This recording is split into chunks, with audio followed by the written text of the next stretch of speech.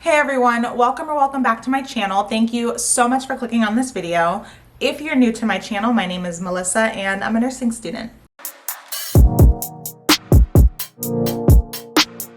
So before I get started with today's video, I just want to say thank you so much to one of my best friends in the whole world. She actually handmade this mug for me and I will show you guys a close-up actually. It's really cool. So hopefully you guys can see it with the glare. It says Nurse Fuel. My best friend is super crafty. She can make pretty much anything. And so she made me this mug for my birthday. She also made me a glass that has like a stethoscope and an M for Melissa. But I love this mug. I love drinking my coffee in this mug. And I feel like whenever I do coffee and chat videos and I like film it with a mug, it looks like I don't actually have anything in my cup. So I don't want to spill it, but hopefully you guys can see without me spilling it. There's actually coffee in there. My coffee is black today, pure black with like 2 teaspoons of sugar because I really need coffee. It's a gloomy day. But anyway, without further ado, we're gonna go ahead and get into the topic of today's video. So I do want to be completely honest with you guys. I am actually filming this video prematurely. I'm filming this video on a Tuesday morning, first thing in the morning. I have an exam review and lecture tonight, and then Thursday is actually when my exam is. But my grade right now is, it's like an average to high B. So theoretically, I can still tank my exam, fail my exam, and pass the class. I'm praying to God and I'm hoping that I pass the class with at least a B. But even if I do fail the final, I will pass the class with at least a C. So this video is being filmed prematurely. I will go ahead and put down in the description box below what I ended up getting in Adult Health 2, but as of me filming this video, I cannot tell you what my final grade was, unfortunately. So now getting into the actual class, I am very fortunate because this is the only class that I took this session. This is actually my first session at Chamberlain, only taking one class at a time, and I will actually be taking one class at a time until I graduate next spring, which I'm really excited about. But most of my classmates were taking at least one, if not 2 other classes. I transferred into Chamberlain with a bunch of credits. If you've seen my previous videos, then you probably already know that I do have 2 previous degrees. And then even after getting my previous degrees, I went to community college and fulfilled some of the prerequisites that are required for Chamberlain's nursing program. So you don't have to enter into the program with prerequisites or with extra credits. But since I did, there are certain classes that I do not have to take at Chamberlain since I already have those credits fulfilled. So for me, this session was a lot easier than any other session at Chamberlain so far, just because this was the only one class that I had to focus on. And so this class is a 4-credit class, I believe. I can't remember if it's 4 credits or 5 credits. I'm sorry, I'm too lazy to go look it up right now. But this course is a very heavy class in terms of the workload. So now I'm going to talk about the exam schedule with this course. So just like any other course at Chamberlain, this course does have 3 exams. Exam 1 is administered in week 3, and you're tested on the material that you learned in weeks 1 and 2. And then exam 2 is actually administered in week 7. And exam 2 is not a midterm, it's actually a CMS, and I will get into that next. But then exam 3, which is the final exam, is administered in week 8, and that is what I am about to take in just a couple of days and what I will have taken and gotten my grade for by the time that I upload this video. Now the final exam is not cumulative.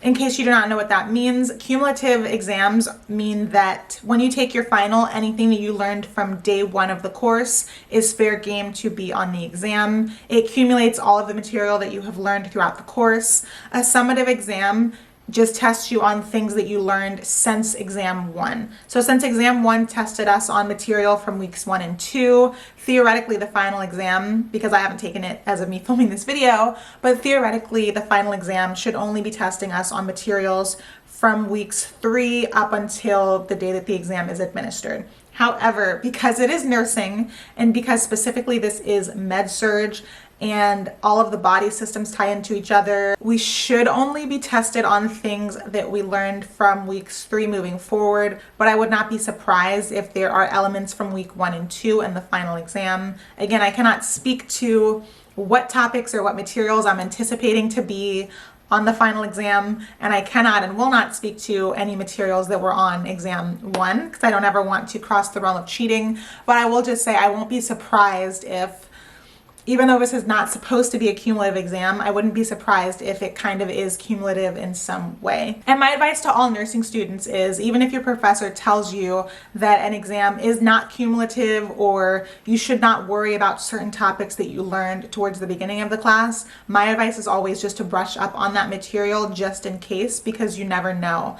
And if you get an exam and you don't do well because you didn't study the right things, you cannot go back to your professor and say, hey, you need to change my grade because you said that this wasn't going to be on the exam and it was. Like, that's just not how life works. So my advice is to just always be prepared. Anything that you learned from day one of a class is fair game to be on any exam that you take. And that's just a little tip from me. So now I'm going to talk about the second exam, or exam 2. So in this course and in Adult Health 1, exam 2 is not and was not a midterm exam. So even though I am currently in Adult Health 1, my coffee pot just went off. So even though I just took Adult Health 1, when I was in the course, our midterm was not on Adult Health 1. Our midterm, our exam 2, was actually on pharmacology. So starting in Adult Health 1, I believe, at least at Chamberlain, you start taking exams that are called CMS. I cannot tell you what that acronym stands for. I would have done more research before this video, but it's an informal coffee and chat video. But you could probably look up what CMS stands for. Basically, it's a standardized exam if you're not familiar with them. Chamberlain does not make this exam. They just administer this exam to their students. I could not tell you who makes the exam, but I can tell you, I believe all nursing students throughout the country, in the US and probably also Canada, don't quote me on that, take CMS exams. And what they are is, throughout nursing school, you are tested on the topics or the courses that you are learning. So the purpose of a CMS exam, from my understanding, is to test your readiness for the NCLEX. We've taken our CMS exams through ATI. If you're a nursing student, you're familiar with what that is. But we've taken our exams through ATI. Our professors do not make this exam. They don't even know what is going to be on the exam because they don't see it beforehand. Our professors just administer the exam. So exam 2 in Adult Health 2 had nothing to do with med-surg. It was strictly a test on pharmacology. And the purpose is to gauge how well you're going to do on pharmacology sections in the NCLEX, or when taking the NCLEX. So for me, the CMS exam, they're always difficult. We took a CMS exam in Adult Health 1, and the CMS in Adult Health 1, I believe, was on pathophysiology. So kind of the pattern that I've noticed is that whatever class you're in, when you're taking the CMS in that class, your CMS will be on the class that you took before. So I'm anticipating next session I'm taking mental health.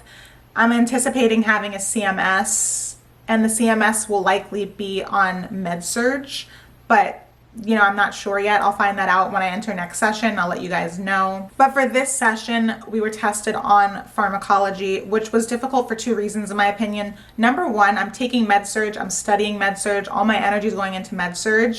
But in order to take the CMS exam, I need to go back and brush up on my pharmacology. So in a way, or not in a way, essentially I was studying for 2 courses at the same time, which was very difficult for me anyway.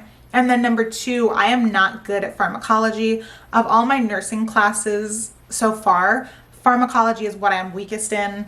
And even when I look to the classes that I have to take next and for the rest of my program, I'm anticipating that pharmacology is going to be the thing that is most difficult for me when I sit for the NCLEX. I'm already anticipating that, and so I'm trying to gear my studying for the NCLEX toward that. So it's hard because even though the exam 2 that we took in this class was a CMS, so a standardized exam for pharmacology, and didn't have anything to do with med-surg, it still went toward our final grade in med-surg. So I cannot tell you the topics on this exam. I do not want to enter any areas of cheating, but I will just say that this exam was worth 100 points, and whatever you get on the exam is what transfers into your grade book. So if you get a 50 out of 100 on the CMS, you got a 50 out of 100 on exam 2, and your grade will plummet in this class. And just a warning to you guys, take this exam seriously, because I do know of students who,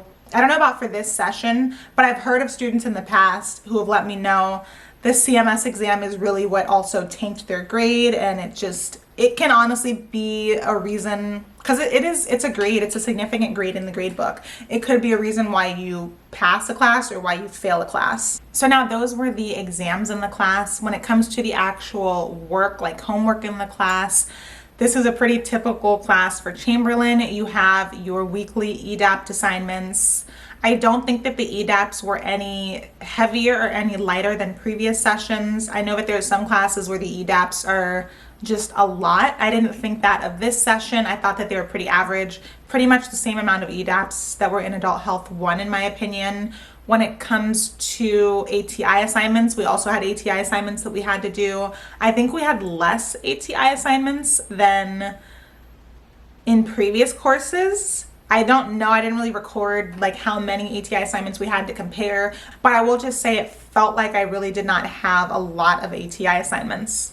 I feel like I spent most of my time when it came to homework just doing the EDAPT assignments, and then I spent a lot of time studying. And that was pretty much all the homework that we did have. We missed a class, so my professor had to cancel a class, and we ended up having like a makeup assignment, which I don't think I've ever had that in the past, but we had to like read an article and do some research, and then we had to write a paper instead of going to class. So I kind of constituted that as homework, but typically you will not have like an actual paper that you have to write for this class. Well, it might depend on your professor, I don't know, but we didn't have that. We only had it because we missed a class, and so we had to do the work to fill in the gap. So now when it comes to your RUA, for those of you guys that don't know, RUA is an acronym that stands for Required Uniform Assignment, I believe. Don't quote me on that. This RUA, we did not have a group assignment or a project or anything that we had to present in front of the class. What we had instead was a nutrition exam and remediation. So it kind of goes aligned with the CMS. In order to prepare for the CMS, we take these practice tests. So for example, if you were taking the pharmacology CMS, before you actually sit for the official proctored pharmacology CMS exam, you will take practice tests. So you take practice test 1 and you get your grade on that. You can see what topics you need to study more on and whatnot. And then a week or two later, you will take a practice test 2. They're actually called A and B. So you take practice test A, you get your score, you get the topics you need to improve on. It does not count for a grade. For some professors, it's optional. For other professors, it's not, I think. And then you have the practice test B, which is your second practice test. And that is also the same thing. It's the exact same layout as the actual CMS and the practice test A.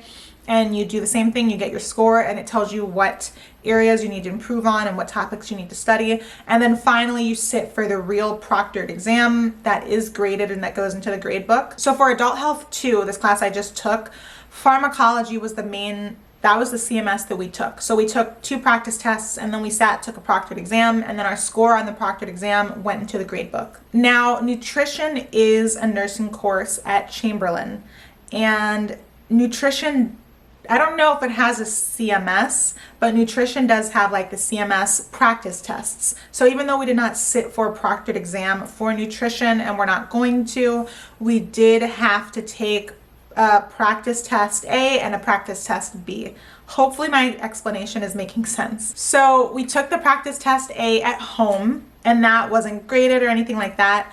And then we actually had to come into class, and we took practice test B, not as a class, but we took it in class, and it was like a simulated proctored exam. We had to take it with our computers in class. My professor was monitoring us to make sure that we didn't cheat, and it was, for all intents and purposes, it was treated like an exam. The only difference was that it was not graded. However, with practice test B, like I mentioned with all the practice tests, you get a list of all of the topics and all of the areas that you need to improve on. So for our RUA, what we did was we had to take all of the topics that we were given by the computer for practice test B for the nutrition exam, and we had to do remediation on that. And remediation is essentially all handwritten work, and you have to sit and write out different talking points. You kind of have to do research of all of the topics that you missed, and you have to sit and write 3 like critical points that you have to do. You have to do these worksheets. When you get to the class,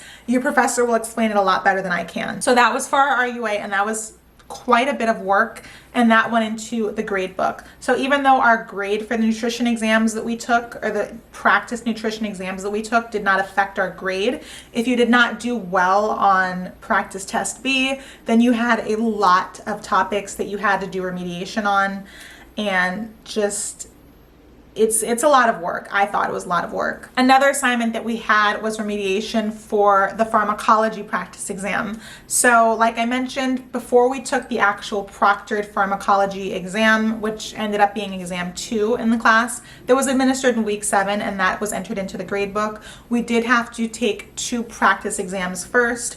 We took those at home. We took pharmacology practice exam A. Even though ATI administered a score for us on how well we did, that did not go into the grade book. And then we took pharmacology practice exam B. That score that we got on practice exam B also did not go into the grade book. However, we had to do remediation on that. So like I mentioned before, with these practice exams, no matter what score you get on it, it will give you a report when you're done to let you know what topics you need to study in order to do well on the NCLEX after you get your nursing degree. So for pharmacology, all of the topics that we missed, or all the topics that we needed to improve on after we got our practice exam B score, we had to do remediation on that the exact same way that we had to do remediation on nutrition. And your remediation does go into the grade book as a homework assignment. Okay, so now I've gone over exams, CMS, ATI, EDAPT, homework assignments, pretty much everything in this course except for clinical. So I had to spend 12 hours every single week on Saturdays doing clinicals and clinical assignments. And then of course I'd have to come home and do the written assignments that coincide with my clinicals. And I made a completely detailed video of my experience doing clinicals. This session was really cool because even though I am taking Med-Surg 2 or Adult Health 2, I did my clinicals on an intensive care unit, specifically an intensive care cardiac unit. I had the best time. Like I mentioned before, you can go to my channel and check out my detailed video of that. I'm not going to detail that in this video because that would be way too long. So that was my summary of taking Adult Health 2 at Chamberlain. Hopefully it helps you guys out. Next session, please pray for me and send me good vibes. I will be taking mental health. I am really excited and nervous for this class just because I've heard it could be difficult because of all of the medications and the pharmacology that goes into a mental health course. I've also heard that clinical could be intense, but I'm really excited for both, and I'm very excited that I have successfully completed Med-Surg. So wish me luck for my next session. I am wishing you guys luck and praying for you for your next session. Thank you so much for watching this video, and I will see you in the next one.